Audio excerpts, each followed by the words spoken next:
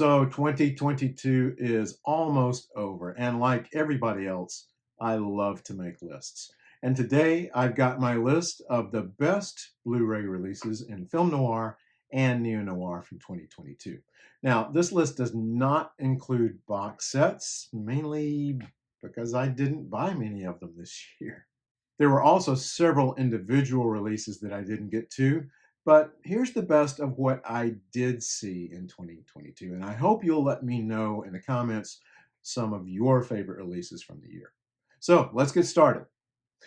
We start with a release from Fun City Editions, which you can purchase from Vinegar Syndrome. It's the 1981 film Cutter's Way, starring Jeff Bridges as Richard Bone, a very unambitious yacht salesman slash gigolo who thinks he may have witnessed someone disposing of a body.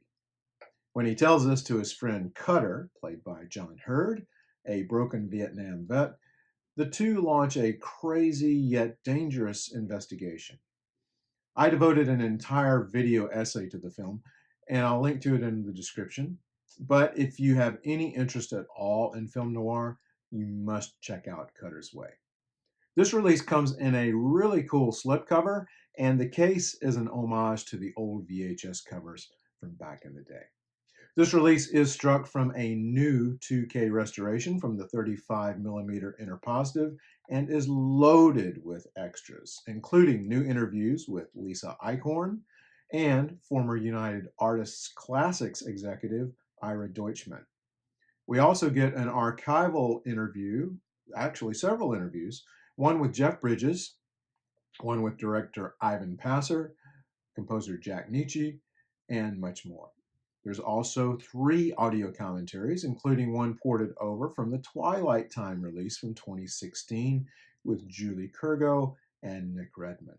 You'll also get a booklet with new and archival essays, one from Danny Perry, and much more. This is the best this film has ever looked on home video. I urge you to pick it up. Kino Lorber released several great film noir titles this year, and here's one of them, Detective Story from 1951, directed by William Wyler. This movie is a day in the life of New York's 21st police precinct, but there's nothing typical about this day. Kirk Douglas plays hard-nosed detective Jim McLeod, who goes after criminals with no mercy, especially a local doctor played by George McCready. The film also stars Lee Grant as a nervous shoplifter, William Bendix as a sympathetic cop, Kathy O'Donnell as the girlfriend of a first-time offender, Eleanor Parker as McLeod's wife with a secret, Joseph Wiseman as an unhinged career criminal, and more. It's a terrific cast and a great story. Our online library movie discussion group talked about this one not long ago with special guest Alan K. Rohde. And I will link to that video in the description. Speaking of Alan K. Rohde, his commentary is the lone extra on the disc. But really, what else do you need? You may remember that Detective Story was also released as part of a box set from the Australian label Imprint, but that release was not struck from a 4K restoration. This one is. From Criterion, we have Double Indemnity from 1944. Now, if you don't already own this classic, you need it. Even if you own a previous edition, this appears to be the definitive release of this noir masterpiece. Now, you can get it in 4K or on Blu-ray. Extras? Look, you've got 2 masters of film noir sitting down and talking about this movie for a half hour, Eddie Muller and Imogen Sarah Smith. It just doesn't get any better than this. But we get another new extra with Noah Eisenberg discussing Billy Wilder, and there's a lot of archival material, including 2 radio plays, the 1992 documentary Billy, How Did You Do It?, an archival commentary with Richard Schickel, another documentary called Shadows of Suspense, and more. Now, you can hang on to your older releases, but get this one. If you aren't keeping up with the great work being done at Flickr Alley, you're doing yourself a disservice.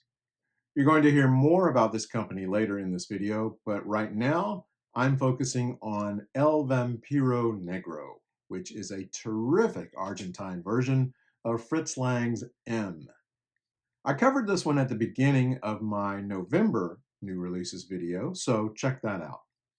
The extras include an introduction by Eddie Muller, a featurette called The Three Faces of M, a critical comparison of all three versions of M, featuring interviews with writer, film historian Imogen Sarah Smith, biographer Patrick McGilligan, biographer Stephen Youngkin, film critic Beth Accomando, and noir guys Eddie Muller and Alan K. Rode. This is a must-own. Here's one that's flying under the radar, but it should be soaring, and I want you to check it out. Emily the Criminal from 2022, starring Aubrey Plaza as Emily, a young woman trying to emerge from massive student loan debt by earning money as a dummy shopper. It's intense and certainly relevant. I wrote a review of this one on my website, so I hope you'll check that out in the description. No extras on this disc, not even a trailer, but I highly recommend it. Flickr Alley does it again with a B-movie film noir double feature. The Guilty and High Tide, both from 1947, both directed by John Reinhardt, both starring Don Castle. If you've never heard of these films, it doesn't matter. They're terrific examples of B-movies done right. You can find out more in my June new releases video, starting at about the 9-minute mark. Extras are always impressive from Flickr Alley, and this one is no exception. So we've got an Eddie Muller introduction, a featurette on producer Jack Rather, a documentary by Stephen C. Smith and Eddie Muller called Nightmare, The Life and Films of Cornell Woolrich. We've also got a featurette called John Reinhardt, Direction Without Borders, with Dave Kerr, film historian Maria Elena de las Carreras, former child actor Gordon Gebert, and writer and film historian Alan K. Rode. And we're not done yet. 2 audio commentaries, one by Alan Rode, another by author and film scholar Jake Hinkson, plus a profile of Lee Tracy called Lee Tracy, the Fastest Mouth in the West. That one is narrated by Imogen Sarah Smith, and a souvenir booklet featuring posters, lobby cards, stills from the films, and an essay by Brian Light. Great release. Next, Out of the Blue from 1980, directed by Dennis Hopper. This comes to us on Blu-ray and 4K from Severin Films.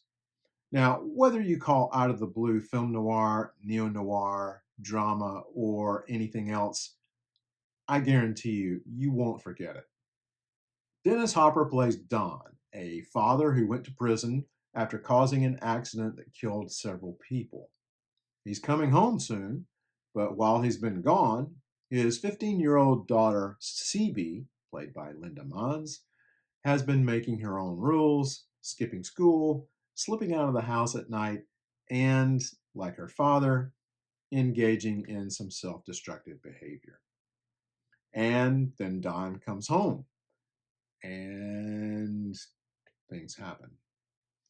This is a powerful film that doesn't hold anything back, perhaps Hopper's best performance ever, and Linda Mons is tremendous. Severin Films and 4K restoration producers John Allen Simon and Elizabeth Carr have put together a treasure trove of supplemental features for this release, a staggering 15 hours worth, and I'll link to those in the notes. It's New Year's Eve. It's the perfect time to make resolutions, right? Things you're going to do differently next year. But what if you could relive the past year, avoiding all the mistakes you made? That's what stage actress Sheila Page, played by Joan Leslie, wants to do, to undo a tragic mistake she made. She gets the chance to do so in repeat performance from 1947 once again from Flicker Alley. This film vanished after its theatrical release in 1947, but has been rediscovered and lovingly restored thanks to the Film Noir Foundation, the UCLA Film and Television Archive, and the Packard Humanities Institute. Extras include an introduction by Eddie Muller, a profile of Joan Leslie by author and film historian Farron Smith-Namey, a documentary by Stephen C. Smith called Eagle Lion, A Noir-Stained Legacy, narrated by Alan K. Rode, an audio commentary by film historian Nora Fiore, also known as the Nitrate Diva, and much more. My hat's off to Flicker Alley for delivering so many great film noir releases in 2022. I can't wait to see what they have for next year. Kino Lorber has also released several good film noir releases this year, and one that may have slipped under your radar is Shakedown from 1950, directed by Joseph Pevney. Howard Duff plays newspaper photographer Jack Early, who is not above breaking all the rules to get front page news photos. But rubbing shoulders with racketeers can get you in a bit of trouble. Hope those photos are worth it. This is a fun noir that you really should pick up. It also stars Brian Donlevy, Peggy Dow, and Lawrence Tierney. And it's got an audio commentary by Jason A. Nye. Finally, a film I heard almost no one talking about this year. At the time of its release in 1982, audiences and critics didn't know what to do with it, and it's still something of an oddity. I'm talking about An Unsuitable Job for a Woman, directed by Christopher Pettit, coming to us from Indicator on a region-free disc. Adapted from a P.D. James crime novel, the film begins with a young woman named Cordelia, played by Pippa Guard, who finds her boss, the head of a detective agency, dead in his office from suicide. Cordelia decides to keep the agency running, although she's really still learning the job herself. She takes on a difficult case involving another suicide, this one of a privileged young man. I think what confused many audiences at the time was the fact that the film seems to be more of a traditional British detective story, but it's far more than that. The novel was also adapted into a British television series in 1997, but this film is also interesting in that it was and still is the only film performance from TV and stage actress Pippa Guard. The film also stars Billy Whitelaw and Paul Freeman. You'll remember him from Raiders of the Lost Ark. The disc contains some good extras, 2 on the making of the film with the director Christopher Pettit, and 1 with producer Don Boyd, an interview with actor Dominic Guard, and a 36-page booklet with some terrific writing from Pettit, Claire Monk, and more on the making of the film. Definitely worth picking up. So those are my favorite releases from 2022. Please let me know what you enjoyed this year. I would love to hear your thoughts. Everybody take care and stay safe and watch some great movies.